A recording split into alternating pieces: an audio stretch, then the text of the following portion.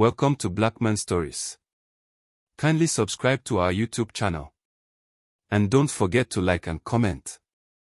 The Last Call, the girl who abandoned her mother. Mama Ebo had lived a life woven with silent suffering and quiet sacrifices, stitched into the seams of each day like the worn fabric of her faded wrapper.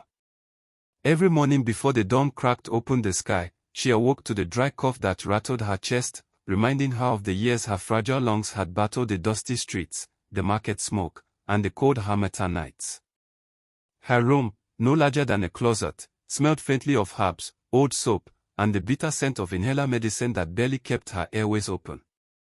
She shuffled to her knees, whispering a prayer to God, not for herself, but for her only child, Amora, who still slept in the next room without care or worry. Mama Ebo knew her time on earth was growing short. The pain in her chest, once occasional, now paused steadily like the quiet beat of a funeral drum. But she said nothing to Amara. A mother's duty, she believed, was to bear her burden in silence, so her child could reach for the sky unhindered. Even if the sky was far beyond the reach of their cracked ceiling, or the ragged zinc roof that groaned with every wind. She wiped her face with the corner of her wrapper, pushed herself to her feet slowly, each joint creaking, and limped to the small wooden table where she kept her wares, bananas, oranges, and bitter cola, arranged carefully for sale. In her younger days, she saw these by the roadside under the scorching Nigerian sun, her back bending under the weight of the tray balanced on her head. Day after day, she had walked the market, calling out to passers-by, ignoring the burning pain in her chest, the tears in her sandals, the hunger in her belly, because Amora had to eat. Because Amora had to go to school. When other women mocked her for sending a girl to the city secondary school, why waste money? A girl will only marry and leave. Mama Ebo smiled gently and pressed on. Even when her husband died suddenly from fever, leaving her a young widow with nothing but debt and a crumbling house, she did not despair. Every naira she earned, every aching step she took, every night she coughed into her pillow, was all for the beautiful child sleeping in the next room, whom she loved more than breath itself. She had dreams, once. She wanted to visit the village market festival again, dance the old dances, maybe wear new clothes stitched from fine lace. But those dreams faded when Amora was born. The child became her dream, her purpose, her reason to rise before the sun. But Amora, her only daughter, was no longer the sweet, grateful child who once ran into her arms after school, face glowing with joy and smelling of chalk dust and cheap sweets. Something had changed. Mama Ebo saw it, felt it, in the way Amora rolled her eyes when asked to help in the kitchen, in the way she hissed under her breath when her mother reminded her to pray, or to help carry fruits to the roadside. The city had poisoned her. And so had those girls, Chidinma and Ada, useless, idle friends from the neighborhood who puffed their chests like rich women, though they owned nothing but pride. They whispered poison into Amora's ear. Your mama is old, a witch, keeping you in this poor life. They laughed at Mama Ebo's faded wrapper, her clumsy steps, her trembling hands. And Amora listened. Worse, there was Jason, an American boy with soft lies and easy charm, who promised Amora the moon and the stars and a ticket to Miami. Mama Ebo knew such men. They came, they used, they left. But Amora would not hear. You don't know the word, Mama. Amora snapped one evening, her voice sharp as a blade.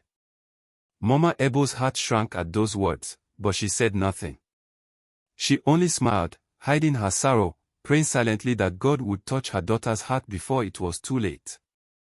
The morning light crept into the house like a quiet thief, casting long shadows on the cracked concrete floor. Mama Ebo sat by the window, peeling oranges with fingers that trembled slightly, her breath short and ragged from the night's restless coughing. Outside, the distant call of traders in the market square filled the air, but here in her house, there was only the low, wheezing sound of her own breathing. Her mind drifted, as it often did, to memories of her youth, how strong she used to be, carrying heavy loads on her head, walking barefoot on the hot tar without fear. She smiled faintly, remembering how her husband once said she was the strongest woman in the village. But those days were gone. Now she was old, her body thin and bent like the dry corn stalks left in the field after harvest. And yet, the love she carried for Amora burned bright as ever. She looked toward the door of Amora's room, hoping the girl would wake soon and sit with her, even for a moment. Perhaps they could share breakfast. Perhaps they could talk, like before. But no. Amora was always out, chasing dreams, chasing Jason, chasing the life she thought she deserved. Mama Ebo sighed softly, her heart heavy with the weight of things unsaid, fears unspoken. She knew the truth that her daughter refused to see, that life was not kind to girls who ran after shadows. And shadows, she feared, were all that waited for Amora at the end of her chosen path. Amora returned home that warm afternoon, her face flushed not with the glow of joy but with irritation. The bright sun outside had done little to warm her spirit. She banged the wooden door behind her with careless force, startling Mama Ebo, who sat quietly by the window shelling groundnuts for the evening meal. The old woman raised her frail face, breaking into a gentle smile at the sight of her daughter. "Welcome, my child. Did you eat anything in town?" she asked softly, wiping her thin hands on the corner of her wrapper. But Amora scowled, waving her hand in the air as if fending off a terrible odor. "Mama, this house smells terrible. Medicine, dust, sickness. I can't breathe here. Can't you do something? Open the windows or spray something nice. It stinks like a hospital." Her voice sliced the silence of the small room like a whip. Mama Ebo's heart wrenched at the cruelty of those words, but she forced a smile, nodding weakly. She did not have the strength to argue, her breath was precious now, each one drawn with effort and pain. But Amora did not care to see that. Her eyes were filled with the shiny lights of the city, of dreams far away from this humble house and the frail woman who gave her life. As Mama Ebo returned to peeling the groundnuts, her hands trembling with age and sickness, Amora paced the room impatiently, her phone in hand. Her slender fingers danced across the screen, sending messages feverishly to Chidima and Ada, her closest friends, though they were trouble in disguise. Those two girls, jobless and idle, spent their days loitering in the streets, gossiping about others, mocking those who struggled with honest work. Yet to Amora, they were queens of boldness and freedom. They filled her ears with poison. "You are too pretty to rot in this house with that sick woman. Jason will take you to America. Why waste your life here?" These whispers rang in Amora's head even now as she grunted and rolled her eyes at her mother's coffin. Mama Ebo's gentle voice broke the silence again. "My daughter, help me put these nuts in the basket before the flies come," but Amora hissed and waved her off. "Mama, please. I'm not your maid. Go and do it yourself. I have plans tonight." She smiled wickedly at her phone as another message from Jason arrived. Her mind was already gone, far away to the flashing lights of Miami, to the yacht parties Jason promised, to the wealth she dreamed of claiming. The old woman beside her was nothing but a shadow, an inconvenient delay. Later that evening, as the sun fell behind the distant hills and the soft glow of lanterns lit the street outside, Mama Ebo sat alone on the veranda, her breath shallow and rough. She watched her daughter apply makeup before the cracked mirror, humming a foreign tune. "Amora," she called weakly, "will you eat before you go?" "I made rice," but Amora laughed coldly. "I'm going out with Chidima and Ada. We're meeting Jason at the club tonight. Keep your food." She sprayed perfume into the air, choking the room with its cheap, sharp scent. Mama Ebo coughed, clutching her chest as the mist burned her fragile lungs. But Amora did not notice. She twirled before the mirror, admiring her beauty, her red lips curling in pride. In her heart, Mama Ebo wept, sensing that her daughter was slipping further away, blinded by false promises, deaf to the call of love, her soul hungry for the world but starving for truth. As Amora slammed the door behind her, leaving the house cold and empty, Mama Ebo whispered a prayer into the darkness, "God, please bring my daughter back to me, before it is too late." The next morning dawned with the grey promise of rain, heavy clouds rolling across the sky. Mama Ebo sat by the fire outside, boiling herbs in a blackened pot to ease her wheezing chest. The sweet-sour scent of bitter leaf and ginger filled the air, mingling with the smell of wet earth. But before she could finish her quiet walk, the sharp voices of Chidinma and Eda sliced into the peaceful morning like razors. Amora. Amora, come outside, Joe, they called, their bangled arms swinging as they strutted into the compound. Their clothes, tight, bright, cheap imitations of city fashion, clung to their lean bodies, and their painted faces glared with arrogance. Mama Ebo's heart sank. She hated these girls. She saw the darkness in their smiles, the deceit in their eyes. They bowed to no one, respected nothing but the hunger for money and gossip. And Amora adored them. Inside, Amora sprang to her feet, delighted. My babes.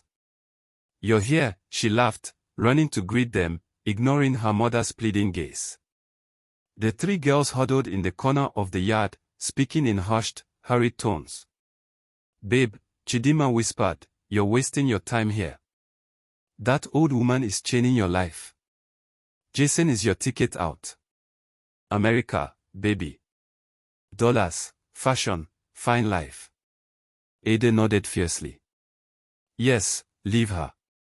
She's old already. You can't spend your youth wiping her mouth and bringing medicine. You're too fine for that kind life. They giggled wickedly, their eyes gleaming with greed and mockery. Mama Ebo heard every word, though they thought her deaf. She felt her heart crack a little more with each cruel sentence. But she said nothing. What could an old, sick woman say to pull her daughter away from the serpent's tongue?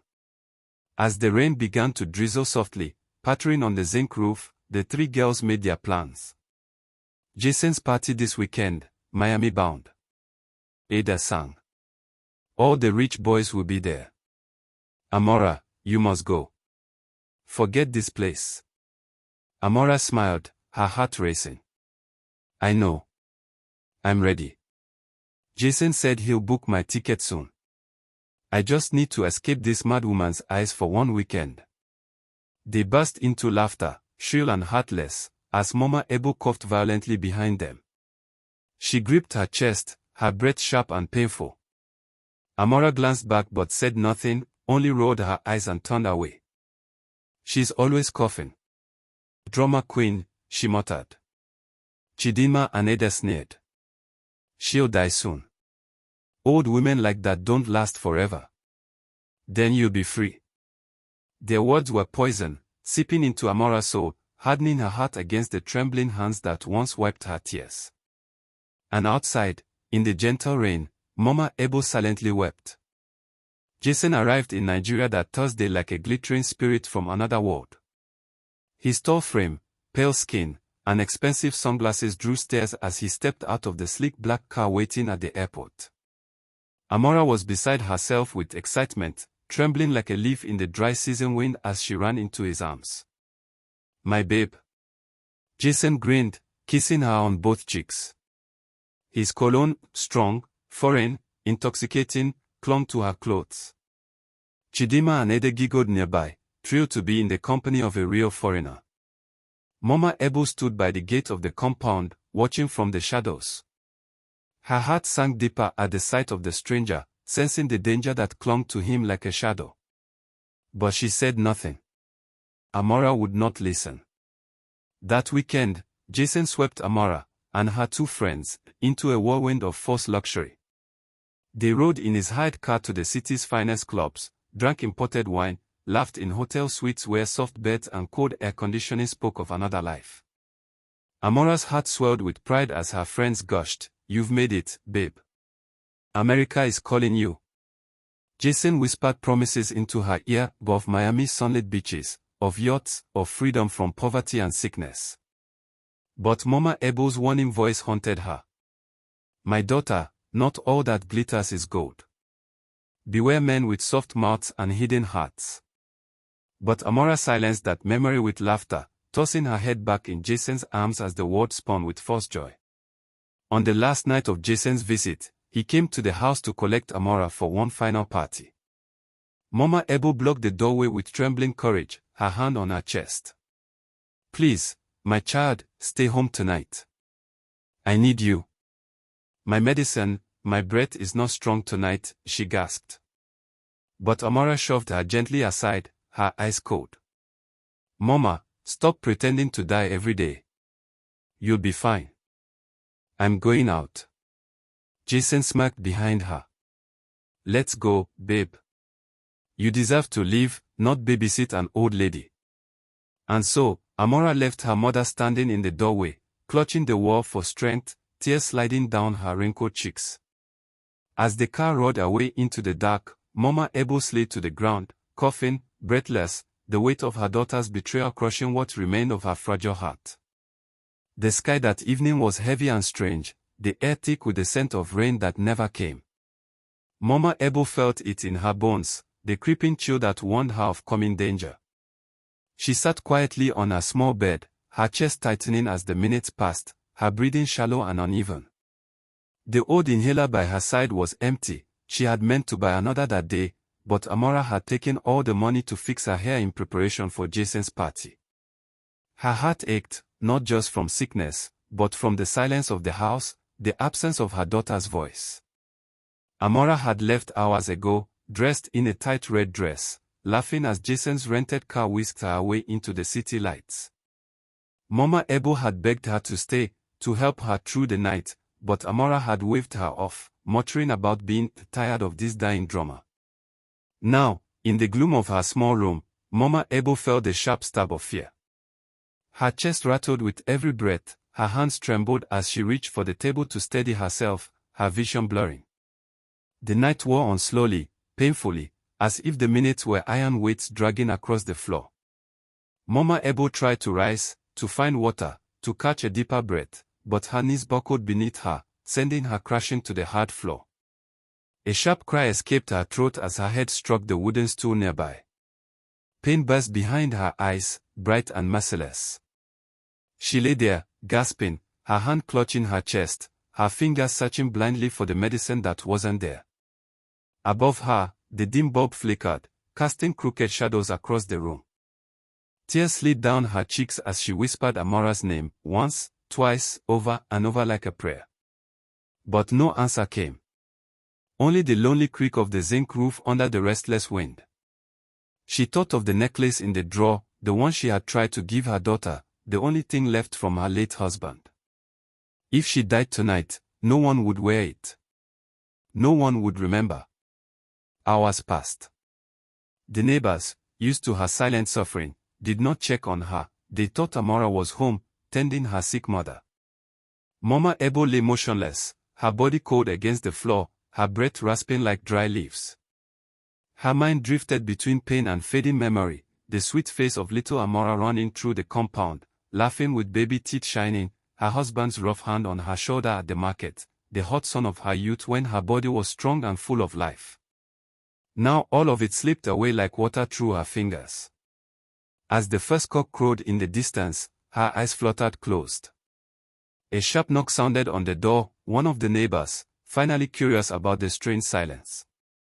But it was too late. Mama Ebo's fragile form lay crumpled on the floor, her spirit slipping into the early dawn.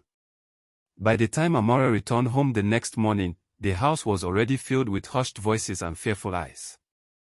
The neighbor's wife met her at the gate, her face pale. "Your mother, she fell in the night. We found her on the floor. She couldn't breathe, the doctor is at the clinic now."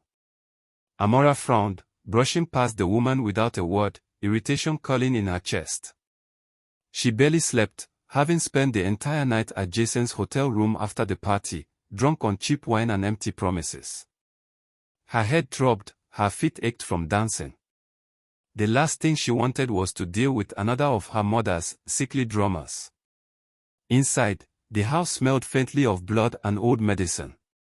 The sight of the overturned stool, the cracked bowl on the floor, made her pause, but only for a moment. She shrugged, checked her phone, and texted Jason. "I'll be late." "My mother's pretending to die again," she typed carelessly, rolling her eyes as she sent the message. At the clinic, Mama Ebo lay on a narrow cot, a drip fixed into her thin arm, her breathing labored, her chest rising and falling in small, pitiful gasps. The doctor, a tired young man with worry in his eyes, shook his head as Amora entered. "Where were you last night?" She could have died. She hit her head badly, and her heart is failing. The asthma has grown worse. It's becoming full heart disease now.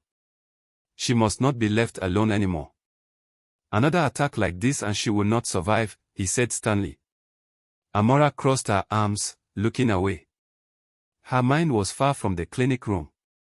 She thought of Jason's strong hands, his gold watch, his promise to take her to Miami in a few weeks. Her mother's labored breath annoyed her, the wheezing, the pitiful gasp for life. "She always survives," she muttered coldly. "She's just pretending to make me stay." The doctor stared at her in disbelief, seeing in her face a coldness no medicine could cure. Mama Ebo's eyes opened weakly as Amora stood beside the bed. "My daughter, my love, please, don't leave me alone again," she whispered, her voice barely a breath. She reached out with trembling fingers, trying to touch Amora's hand. But the girl pulled away, her face stiff, her heart shut. "You'll be fine, Mama. Stop acting like you're dying every day." "I have my own life," she said flatly, turning toward the door. The old woman's heart cracked in silence, her hope crumbling like dust. She had given everything, her youth, her strength, her dreams, for this child. And now the child was torn. Amora left the clinic without looking back, her heels clicking sharply on the floor. The doctor watched her go, shaking his head. "She will not survive the next 4, he murmured sadly, "and her daughter does not care." In the narrow clinic room, Mama Ebo closed her eyes against the bright, merciless morning. Jason's promise came later that evening, wrapped in smooth words and sugar-coated lies. He called Amora as she sat outside the clinic, bored and restless. His voice was sweet, thick with excitement. "Babe, listen. My birthday party is in Miami next month. Huge. All my friends, rich ones, big guys, investors. I want you there, Amora. You must come. Your ticket's ready. Just say yes, and you'll never see poverty again." Her heart leapt in her chest, pounding with dreams of America, the freedom, the luxury, the escape. She smiled wickedly, imagining herself on a yacht, laughing with men in fine suits, drinking wine without care. Her mind raced. This was her chance. Her real life was waiting, far from this small, dying town and its fading smells of medicine and death. She could almost feel the ocean breeze against her skin. But there was one problem, Mama Ebo. Her mother's face flashed in her mind, the frail, broken figure on the clinic bed, the thin whisper begging her to stay. The doctor's warning echoed in her ear, "She cannot be left alone again." But Jason's voice swept the fear away like smoke. "Don't waste your youth on an old woman. You deserve the world. Let her rest. It's her time. Come to Miami, Amora. Live your life." And Chidima's cruel words returned, poisonous and sharp, "She'll die soon anyway. Old women like that don't last forever." Amora laughed softly, her fingers caressing her phone. The decision was already made in her heart. "I'm coming," she whispered into the receiver. "I leave everything behind." She did not think of the necklace, of her mother's tears, of the lonely house waiting in silence. Only the shining promise of Miami filled her eyes. That night, as the stars flickered faintly above the sleeping town, Amora lay awake in her room, packing a small bag in secret. Her hands moved quickly, folding dresses, slipping makeup into the side pocket, counting the dollars Jason had given her. She paused only once, staring at the closed door that led to her mother's empty room. A faint sound came, a cough, dry and weak, from the clinic bed across town. But Amora shook her head, brushing away the last thread of guilt. "She'll survive. She always does," she murmured, zipping the bag shut. In the quiet dark, the house seemed to watch her, the shadows thick with judgment. But Amora ignored them. Her heart was already flying, soaring across the ocean, far from this place of sorrow and sickness. She smiled to herself, dreaming of Miami, unaware that with every folded cloth, every hidden dollar, she was weaving the last cruel thread into the shroud of her mother's lonely grave. Thank you for watching. Watch out for part 2. Subscribe for more.